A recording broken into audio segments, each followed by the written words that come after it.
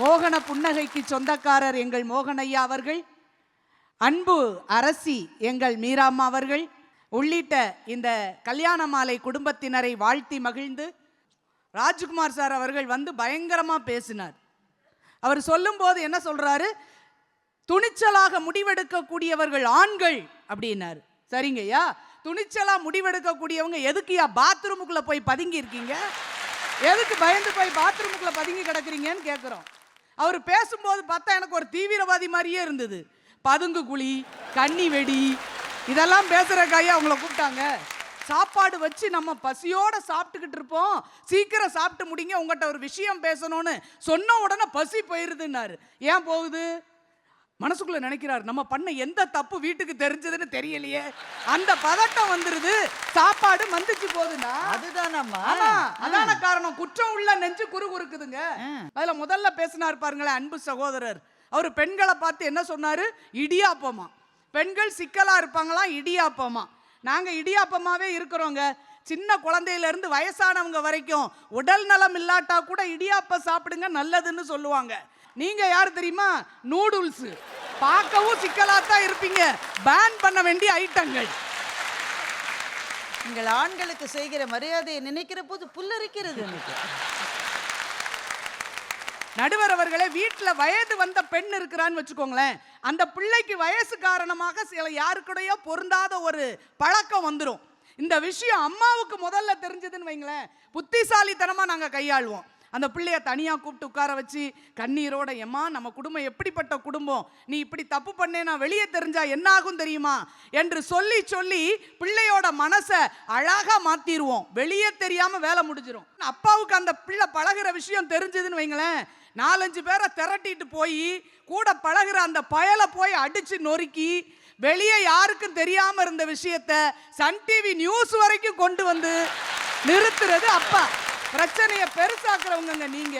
பிள்ளை வளர்ப்பை பத்தி அவங்க 3 பேர் பேசலாமா? அதான் சந்தானம் ஒரு படத்துல சொல்லுவார்ல, ஏண்டா எல்லாரும் ரவுடிங்க தங்கச்சியையும் ரவுடி மகளையுமா காதலிக்கிறீங்கன்னு. அது மாதிரி கொண்டு வந்து நிறுத்துறது நீங்க. ஆனா உணர்வு பூர்வமாக செயல்பட்டாலும் அதை சரியாக புத்திசாலித்தனமாக கையாள்றது நாங்க. இந்த உடல் நல கோளாறுன்னு ஒரு பிரச்சனை வரும்ல, பெண்களுக்கு வரட்டும் ஆண்களுக்கு வரட்டுங்க. உடம்பு முடியாம ஆண்களுக்கு போனா என்ன ஆகுன்றீங்க? ஒரு காய்ச்சல் தலைவலி வந்துடக்கூடாது, வீடே 2 பட்டுரும். ஐயோ கையமுக்கு காலமுக்கு தலையை பிடிச்சு விடு, அதுக்கு இடையில ரீ ரெக்கார்டிங் வேற. ஐயோ அம்மா வீட்டையே 2 ஆக்கி அவ்வளவு பிரச்சனை பண்றது ஆண்கள். ஆனா வீட்டுல பெண்களுக்கு முடியாம போட்டுமே சத்தமே கேட்காதுங்க. வீட்டுல வேண்டிய எல்லாம் சமைச்சு கமைச்சு டேபிள்ல தூக்கி வச்சுட்டு மாத்திரை போட்டு நாங்க பேசாம படுத்துக்குவோம். 3ஆம் நாள் தலைக்கு தண்ணி விட்டு நான் பாட்டுல வேலைக்கு போயிடுவோம். அப்படி பிரச்சனையை வெளியே தெரியாம சைலண்டா தீக்கிறது நாங்க, வயலண்ட் ஆக்குறது நீங்க. பிரச்சனையே பெண்களால தான் வருது. இவர் எய்தாப்ல வடிவேலு சொன்ன மாதிரி நாங்கெல்லாம் ராத்திரி பெட்ஷீட்டை போட்டு தூங்குறதுக்கு பதிலா பிரச்சனையோட தான் தூங்குறோம்னாருல, அது மாதிரி பிரச்சனையா வீட்டுல நீங்க தான். ஆபீஸ்ல இருந்து ஒரு பிரச்சனையோட வீட்டுக்காரர் வந்தாருன்னா அதை மனைவிட்ட தான் கொட்டுவார். அதை தாங்குற இடம் மனைவி தான். வந்த உடனே நான் வேலையை விட போறேன், எங்க பாஸ் எல்லாரும் முன்னாலையும் வச்சு என்ன மடத்தனமா அந்த வேலையை பார்த்துட்டீங்களேன்னு கேட்டாரு. எனக்கு வேலைக்கு போகவே அவமானமா இருக்கு, நான் வேலையை ரிசைன் பண்ண போறேங்கிறார். இதுதான் ஆண்கள். இந்த மாசம் முடிஞ்ச உடனே பிள்ளைக்கு கல்லூரிக்கு ஃபீஸ் கட்டணும், காலேஜில் ஃபீஸ் கட்டணும். என்ன செய்ய போறோம்? நம்ம இருக்கிற பிளாட் வாடகை பிளாட், என்ன பண்ண போறோம்? நீங்க வேலையை விட்டுருங்க, அந்த மரியாதை தெரியாதவர்கிட்ட நீங்க வேலை பார்க்க வேண்டாம். ஆனா அடுத்து ஒரு வேலையை பிடித்து கொண்டு இந்த வேலையை விடலாம் அப்படின்னு அந்த அம்மா அறிவுரை சொல்லுது. இவர் அடுத்த நாள் ஆபீஸ் போயிட்டு வந்து சொல்றாரு, நல்ல வேலை நீ எனக்கு நேற்று வழிகாட்டின, நான் அவசரப்பட்டு ரிசைன் பண்ணியிருந்தேன்னா இன்னைக்கு எங்க பாஸ் என்னை பார்த்து நான் வேற டென்ஷன்ல இருந்தேன் சார், தெரியாம சொல்லிட்டேன், மன்னிச்சுக்கோங்கன்னு என்கிட்ட மன்னிப்பு கேட்டாரு, என் பிரச்சனை சரியா போச்சுன்னு சொல்றாருன்னா, ஆண்கள் ஒரு பிரச்சனை வந்தா அதை விட்டு பறந்துடணும்னு நினைப்பாங்க, இல்ல பதுங்கு குழிக்குள்ள போவாங்க, பாத்ரூமுக்கு. வழிகாட்டி நெறிப்படுத்துகிறவர்கள் பெண்கள்ங்கிறத நீங்க மறந்துடக்கூடாது. நடுவர் அவர்களே, உறவுகளுக்கிடையே வந்து பெண்கள் தான் பிரச்சனை பண்றோமா, என்னைக்குமே பிடிக்காது மாமியார் நாத்தனாரன்னு எங்களை பார்த்து சேஷாத்ரி சொன்னார். அப்படிங்களா சேஷாத்ரி சார்? வீட்டுல எங்களுக்கா பிடிக்காம போகுது? எங்க வீட்டுல எங்க அப்பா தான் எங்க அம்மா வீட்டுக்கு முதல் மாப்பிள்ளை, மூத்த மருமகன். எங்க அம்மா வீட்டு விசேஷங்கள் எது வந்தாலும் நாங்க நிம்மதியா ஒரு நாள் கூட கலந்துகிட்டதே கிடையாது. எங்க சித்திக்கோ எங்க மாமாவுக்கோ கல்யாணம் வருதுன்னு வைங்களேன், உடனே போக கூடாது, நீங்க யாரும் போகக்கூடாது, நானும் வரமாட்டேன்ருவார். வீட்டில் பிரச்சனை வந்துடும். ஐயோன்னு நாங்கள் கடந்து புலம்பி தவிச்சு காலில் விழுந்து கையில் விழுந்து ஒன்றுமே நடந்திருக்காது. எதையாவது மனசில் நினச்சிக்கிட்டு போகக்கூடாதுன்னு சொல்லி அப்புறம் அந்த பிரச்சனையும் நாங்கள் தான் தீர்ப்போம். வீட்டில இருந்து அவங்களே வந்து மன்னிப்பு கேட்க வச்சு, அவர் சொன்னார செய்யாத தப்புக்கு மன்னிப்பு கேட்கறது நாங்க தான். அது நீங்க இல்ல, நாங்க தப்பே செய்யாம மன்னிப்பு கேட்டு இந்த மகாராஜாவை கல்யாணத்துக்கு கூட்டு போனோம்.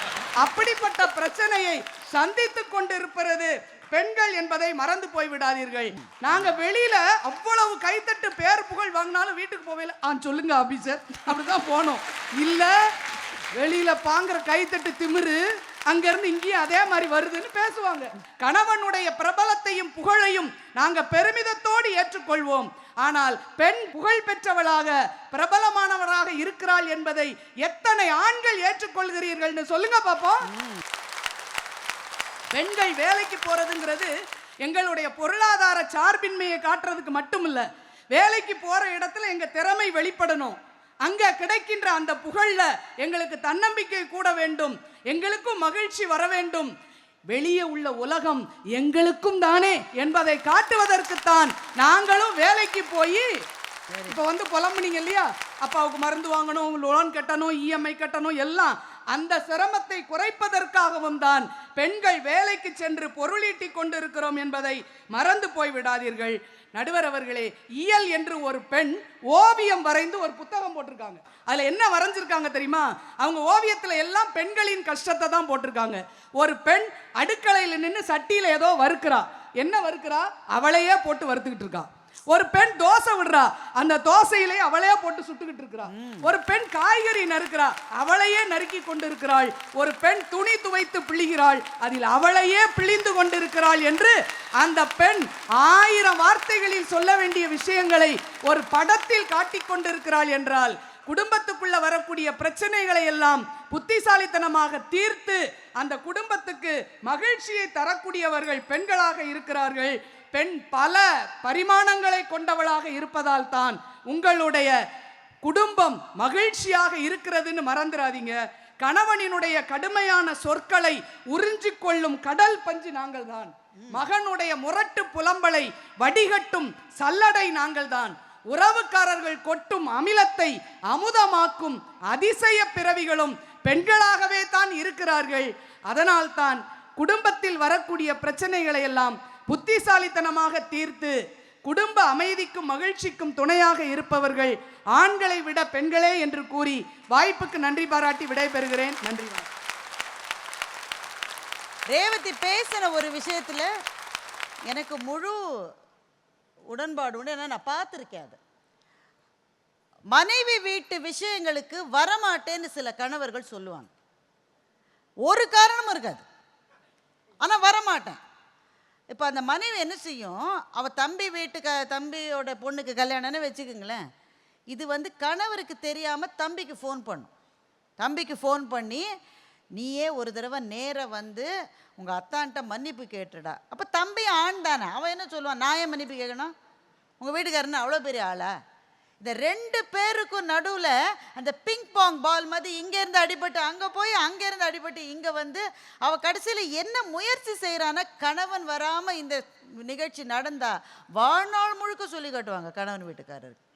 அது நடக்கக்கூடாது என்பதற்காக 2 பேருக்கும் நடுவில் போய் போய் போய் பேசி, அவர் கல்யாணத்துக்கு கடைசியில் வரேன் பாரு அந்த ஆள், வரேன்னு சொன்ன பிறகும் இதுக்கு பயமாகவே இருக்கும். அங்கே வந்து எப்படி நடந்துக்க போகிறாரோன்னு சொல்லிட்டு எல்லாருக்கும் ஃபோட்டோ எடுப்பாங்க. இந்த ஆள் மட்டும் ஃபோட்டோவில் நிற்காமல் வெளியில் போய் நிற்பார். குடும்பமே இருக்கும், இந்த ஒரு ஆள் மட்டும் மிஸ்ஸிங்காக இருக்கும்.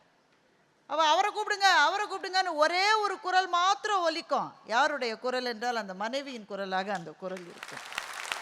அவர் இல்லாமல் அந்த ஃபோட்டோ வந்துருச்சுன்னு வைங்களேன், ஒரு வாழ்நாளுக்கு அது போரும் அந்த ஆளுக்கு சொல்லி காட்டும். இப்படி எல்லா திசைகளிலும் போய் தான் என்ன காலில் விழுந்தாலும் பரவாயில்ல, அந்த விசேஷம் நடக்கணும்னு நினைக்கிற பெண்ணா பிரச்சனை என்று இந்த 3 பேரையும் பார்த்து ரேவதி கேட்டு இருக்கிற விஷயம் ரொம்ப ரொம்ப ஆணித்தனமானது. அவருடைய பேச்சினை மகிழ்ந்து பாராட்டுகின்றேன். இப்போ நிறைவு பேச்சாளர்களாக 2 பேர் வர இருக்கின்றார்கள். கோவை தனபால் அவர்களை அன்பு பாராட்டி அழைக்கின்றேன்.